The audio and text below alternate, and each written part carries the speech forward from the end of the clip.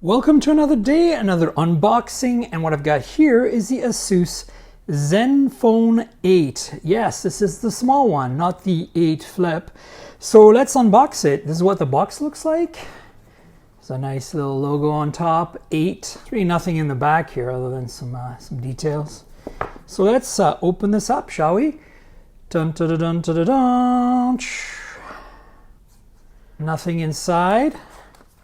Got a divider, got the phone, got another divider with the charger and the USB cable. This is a C to C cable, as you can see, and the charger here is a 30-watt charger. You can see the C connector, the Asus branding, and here is all the specs you need to see. Now, this is the divider, which has a SIM removal tool, a case, and some documentation. So let's have a look. First, you've got what looks like stickers, but they're blank. And then you've got what I think is a manual and the case itself. In search of incredible. All right, let's have a quick look at this. This is what you get. You can see some diagrams of all the features and things. And in the back, it's just some more stuff. So this is the case. Let's have a look. Here we go. So we've got just a very basic semi-hard Asus Zenfone branded case. Nothing too special, but it's nice to have this included. So let's take a look at the phone now, shall we? Shows you how to put the SIM card in. There is no micro SD support on this phone. And let's just slide it out, shall we? So, bluish power lock key, just like other Asus phones. I guess it's been turned on all this time. No wonder the battery's at 20%. Nice little 8 logo animated behind Zenfone there. So that's the setup screen. Let's actually turn it off so we can restart it and see what the animation looks like. Powered by Android, Asus. Qualcomm Snapdragon just popped up. Zenfone. Yeah, nice little animation. Well, that's it, folks. Nothing much to write home about here. So let me walk you through the specs on this phone. So this is a very small phone. This is a 5.9-inch 1080p display. It's 120 Hertz. It's Super AMOLED. Does have HDR10 plus support, 700 nits average, 110 nits peak. The hole punch camera has a little surround, like a silver ring around it. I don't really like it when manufacturers do that. The whole point of hole punch is that you want the front camera to disappear, not to be highlighted like that. You see the earpiece up there, and the selfie camera has a 12 megapixel, f/2.5, 1.22 micron sensor. So there you go. Here's the earpiece. There's not much of a chin at the bottom, so it's nice. It is a flagship after all, right? So you'd expect that. It's also a flat screen, which is really nice. Now let's take a look at the edges real quick. So we've got a volume rocker here on the right hand side with the bluish power lock key, as I mentioned. And then we've got on the bottom here one of the two speakers, because this has stereo audio.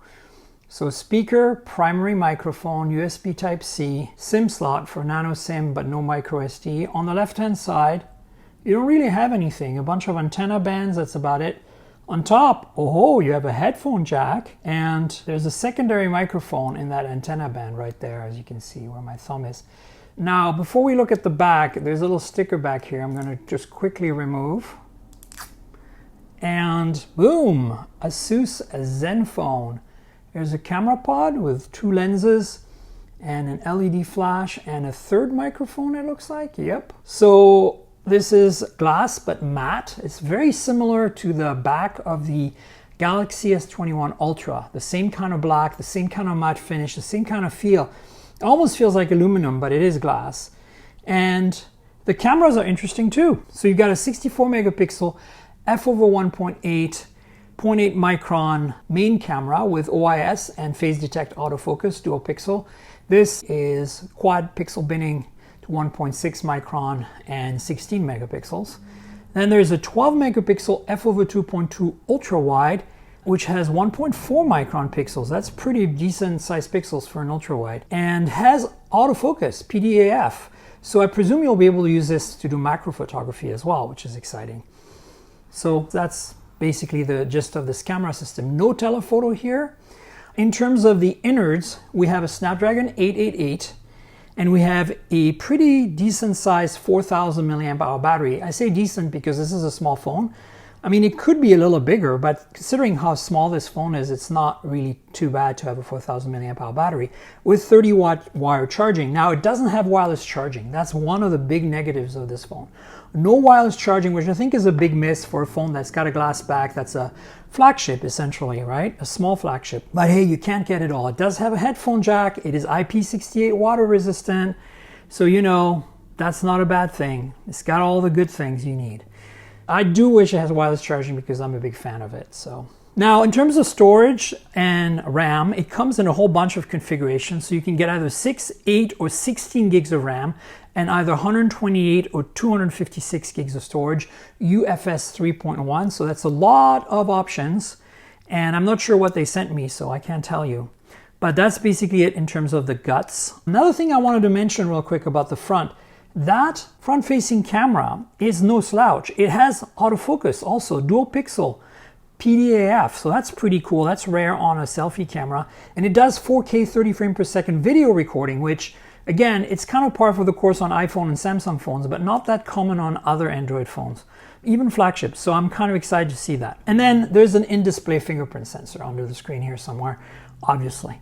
So that's it, folks. This is the Zenfone 8, a tiny, tiny flagship that's really only missing one thing, in my opinion, that really matters, and that's wireless charging. Of course, you could argue that it's missing a telephoto. I would have loved to see that. But with a 64 megapixel sensor, you can probably get 2 to 3x zoom with decent results, especially with a good ISP and a good lens and a good setup, basically. The price is around 600 euros. It's eventually, hopefully, going to come to the US. So stay tuned for that. And yeah, that's it. I hope you liked my video. Like, subscribe, tell your friends, click the notification bell below.